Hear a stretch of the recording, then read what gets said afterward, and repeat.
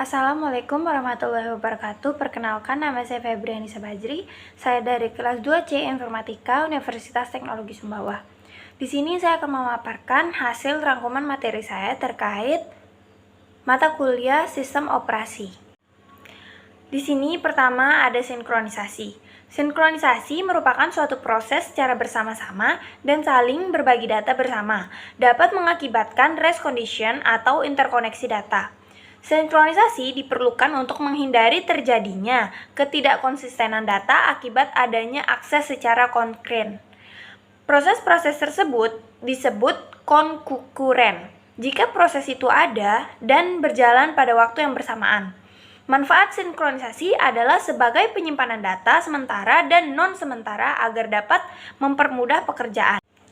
Selanjutnya ada masalah-masalah pada sinkronisasi. Yang pertama ada race condition. Race condition merupakan suatu kondisi di mana dua atau lebih proses mengakses sumber daya secara bersama-sama. Adapun cara menghindari race condition, jika suatu proses sedang menjalankan critical selection, maka proses lain tidak bisa masuk ke dalam critical selection tersebut. Yang kedua ada critical selection. Critical selection merupakan suatu kode segmen dari proses-proses yang memungkinkan terjadinya race condition. Solusi critical selection. Jika proses PI sedang mengeksekusi critical selection-nya, maka tidak ada proses lain yang dapat mengeksekusi dalam critical selection mereka. Di sini yang kedua ada deadlock. Deadlock adalah keadaan di mana sejumlah permintaan yang tidak bisa dijalankan oleh scheduler karena permintaan-permintaan tersebut saling tunggu-menunggu. Deadlock adalah masalah utama dalam penggunaan data secara bersama-sama. Pada sistem basis data, terdistribusi sering terjadi deadlock antar transaksi, terutama pada sistem yang menggunakan sound seri kontrol berbasis looking. Dan di sini ada cara untuk menangani deadlock. Ada berbagai cara untuk menangani deadlock, yaitu dengan pencegahan, penghindaran, dan pendeteksian. Masing-masing memiliki kelebihan dan kekurangan. Pencegahan dan penghindaran deadlock bersifat konservatif dan pesimistik, sehingga lebih banyak peneliti yang tertarik untuk menemukan algoritma pendeteksian deadlock. Terus di sini ada pendeteksian deadlock ini dapat dilakukan secara distribusi. Yang ketiga ada manajemen memori nyata. Memori adalah pusat kegiatan pada sebuah komputer, karena setiap proses yang eksekusi harus berada memori terlebih dahulu. Sistem operasi bertugas untuk mengatur penggunaan memori. Untuk banyak memproses memori harus digunakan dengan baik, sehingga dapat membuat banyak proses dalam suatu waktu. Sebelum masuk ke memori, suatu proses harus menunggu. Hal ini disebut input QW, long time scheduler. Tujuan manajemen memori. Tujuannya meningkatkan utilitas CPU, data, dan instruksi dapat diakses lebih cepat oleh CPU memori. Kapasitasnya terbatas, jadi harus efisien. Ada fungsi manajemen memori. Yang pertama ada mengelola informasi memori yang terpakai dan yang tidak terpakai. Yang kedua, mengalokasikan memori ke proses yang memerlukan. Ketiga, mendealokasikan memori dari proses yang telah selesai. Keempat, ada mengelola swapping antara memori utama dan disk. Yang kelima, ada parameter-parameter untuk mengukur kinerja manajemen memori. Yang keenam, ada kapasitas memori yang disiapkan. Yang ketujuh, ada kompleksitas waktu pemroses pengelolaan memori. Dan yang terakhir, ada overhead untuk pengaksesan memori. Yang keempat, ada manajemen memori virtual.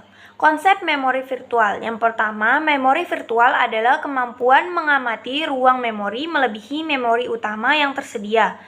Yang kedua, pertama kali ditemukan oleh Fotheringham tahun 1961 untuk sistem komputer Atlas di Universitas Manchester, Inggris. Yang ketiga, ada gagasan memori virtual adalah ukuran gabungan program, data, dan stak melampaui jumlah memori disk tersedia.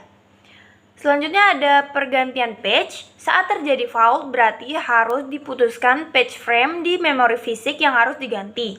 Yang kedua, banyaknya patch fault menghasilkan banyak overhead.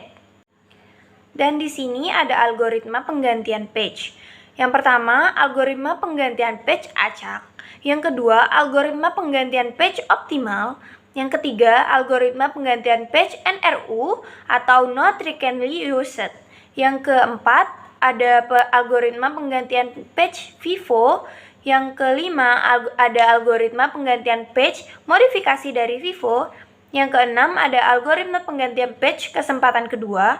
Yang ketujuh, ada algoritma penggantian clock page. Yang kedelapan, ada algoritma penggantian page LRU atau less frequently used. Selanjutnya ada memori virtual dapat dilakukan dengan cara yang pertama ada paging, yang kedua segmentasi, yang ketiga kombinasi paging dan segmentasi. Dan yang terakhir atau yang kelima ada konsep dasar sistem komputer.